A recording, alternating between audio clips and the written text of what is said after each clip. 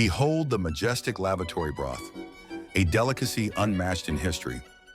This isn't just food, it's a symphony of mop-borne essence and manhole-aged aromas, blended with such care and refinement that only the bravest taste buds dare interpret it. From this day forward, abandon the crude phrase, "I'm going to the bathroom." Instead, elevate your social standing. Announce with poise, "I'm off to craft a stew." Such words will leave audiences bewildered, perhaps horrified, yet undeniably captivated by the grandeur of your culinary ambition. Truly a gourmet declaration fit for only the most distinguished of palates.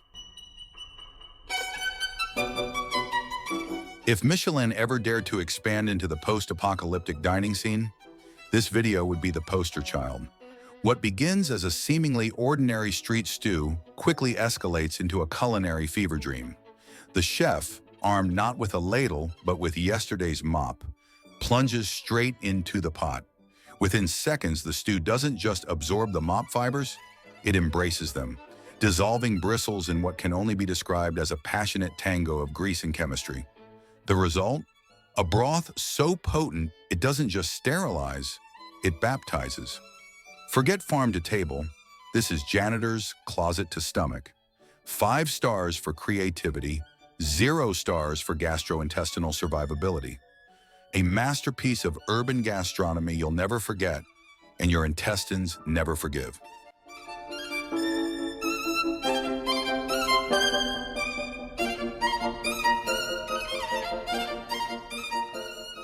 Just when you think the mop-infused stew has reached its final evolutionary stage, the chefs unveil phase 2.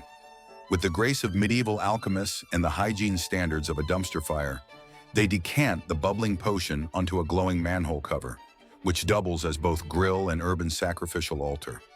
Here the stew mingles joyfully with centuries of city runoff, cigarette butts, and the faint perfume of hot asphalt. And then, the pièce de résistance, the serving platter arrives, a tray lovingly constructed from compressed rolls of recycled toilet paper. Truly eco-friendly in the sense that nothing on Earth could possibly survive long enough to harm the ecosystem after eating it. The final presentation is a vision of modern gastronomy, shimmering brown sludge, steaming atop manhole haute cuisine, delivered with the proud declaration of street-to-gut sustainability. A dining experience so bold it makes you wonder, is this food or an unlicensed chemical weapon? The meal ends with a bang, literally. Dessert is nothing less than an eco-friendly Indian Army hand grenade, stuffed with organic methane and marketed as sustainable flambe. The instructions?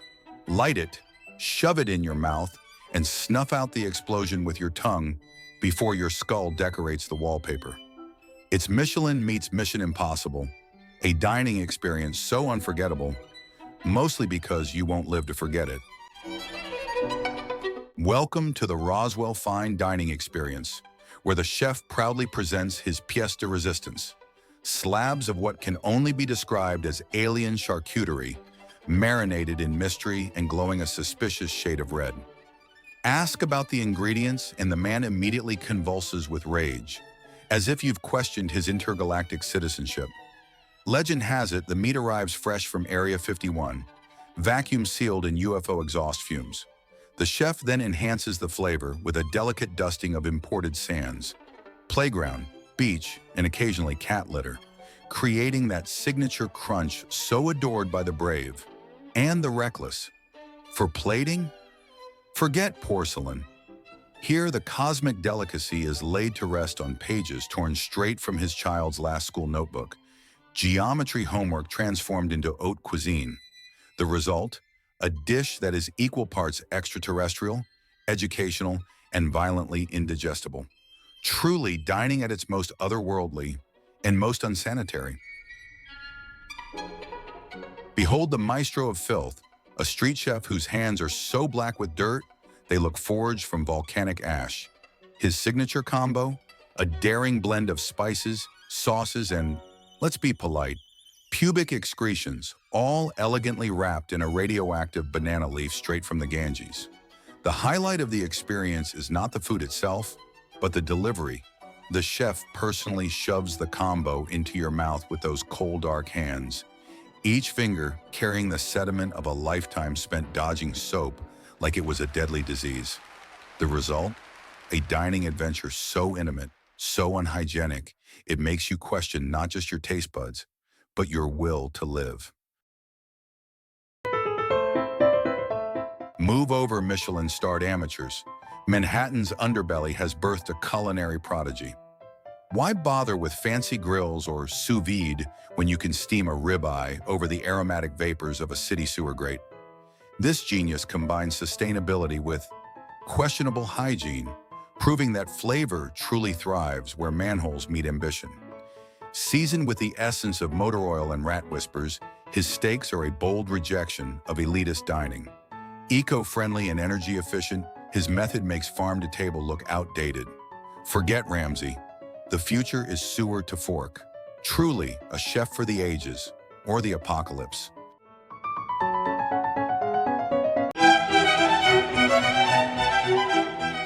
There he stands, our sticky street sorcerer, wielding a massive wooden staff wrapped in what must be 200 plastic bags, each one a layer of mystery and probably bacteria.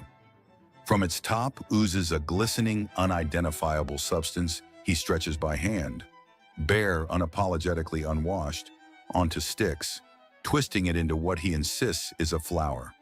Though really it more closely resembles a Puya chilensis, that hostile South American plant with spines and the personality of a cactus on a bad day. The process is hypnotic. Children squeal with delight. Adults glance around, unsure if they're witnessing street food or a violation of the Geneva Conventions. Health codes? He's never met one.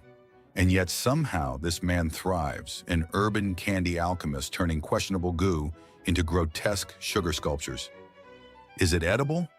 Maybe. Is it legal? Doubtful. Is it performance art? Almost certainly. Whatever it is, it's unforgettable, and probably immune system training for the brave souls who dare to take a bite.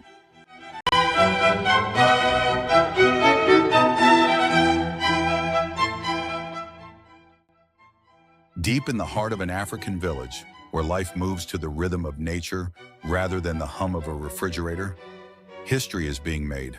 A chunk of ice has arrived, not as a gift from the gods, but as a riddle sent by celestial beings with a twisted sense of humor. The first brave soul picks up the mysterious object, only to be hit by an alien sensation: cold.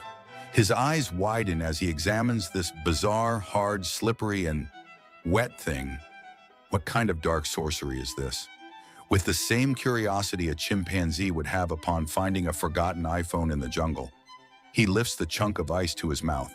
But wonder soon turns to horror. The bone is vanishing. It melts through their fingers, slipping away like a spirit refusing to be held. Someone drops it onto the ground and poof, it's gone. Vanished. One moment it existed, the next just a puddle remains. Has it escaped? Transformed? Were they fooled by a trick of the spirits? The tribe stands in shock, scanning the horizon for the trickster responsible for this cosmic prank. But there is no culprit, only a newfound wisdom. Ice is real, but it refuses to stay with them. Like a celestial visitor with a one-way ticket, it disappears before they can even understand it. And so, the legend of the vanishing bone will be told for generations. Around the fire at night, children will listen with wide eyes as elders recall the day they held solid water in their hands, only to watch it run away like a mischievous ghost. Thai street food is a world of bold flavors, sizzling woks, and, apparently, a dress code set by the Department of Distraction. In this highly specialized gastronomic experience, the key ingredient isn't in the pan, it's in the strategic placement of the camera. First up, the noodle chef. Noodles swirl, the wok hisses, and yet somehow, I couldn't tell you if she was making pad thai or microwaving instant ramen. Then the ramen specialist, a beautiful, delicate art, hand-pulled noodles, rich broth, complex flavors. At least I assume so. I have no evidence to support this claim because my brain registered nothing but gravity-defying physics. Somewhere, a chef in Japan is crying. Next, the butcher, knife in one hand, an unholy level of movement in the other. Meat is being sliced, but the real spectacle? The unnecessary but deeply appreciated choreography. The meat isn't the only thing being tenderized in this scene. Finally, the soup stir, a simple, innocent act. A ladle, a pot, a rhythmic motion that somehow transcends the boundaries of cooking and enters a realm previously studied only by theoretical physicists. If you told me she was stirring cement, I'd believe you. Not because I saw it, but because I was too busy having an out-of-body experience. Is this a showcase of street food mastery or the most effective thirst trap in culinary history? Michelin stars won't be awarded, but let's be honest, no one was here for the food.